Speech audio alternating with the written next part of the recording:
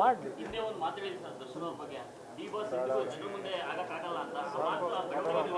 ಅದು ಯಾಕೆ ನನಗೆ ಸಂಬಂಧ ಇರೋ ಸಬ್ಜೆಕ್ಟ್ ಅದು ನನ್ನ ಸಬ್ಜೆಕ್ಟ್ ಅಲ್ಲ.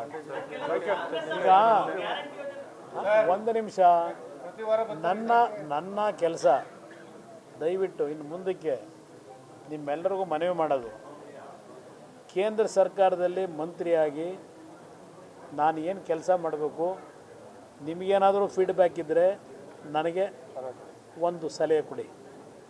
ಮಂಡ್ಯ ಜಿಲ್ಲೆಯ ಸಮಸ್ಯೆಗಳಿಗೆ ಏನು ತರಬಹುದು, ಯಾವ ರೀತಿ ನಾನು ಕೆಲಸ ಮಾಡಲಿಕ್ಕೆ ಅವಕಾಶ ಇದೆ, ಆ ಸಲಹೆ ಇದ್ದರೂ ಕೊಡಿ. ಇನ್ನು ಉಳಿದಿದ್ದು ಯಾವ ವಿಷಯಗಳನ್ನು ಚರ್ಚೆ ಮಾಡೋಣ.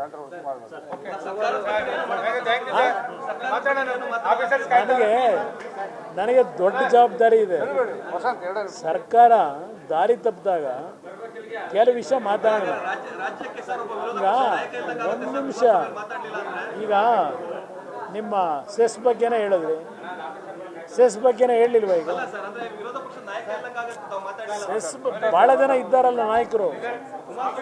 ಅಧಿಕೃತ ವಿರೋಧ ಪಕ್ಷ ನಮ್ಮದು BJP ಎರಡು ಸೇರಿ 86 ಜನ ಇದ್ದಾರೆ. ವರಿ ಮಾಡಬೇಡಿ.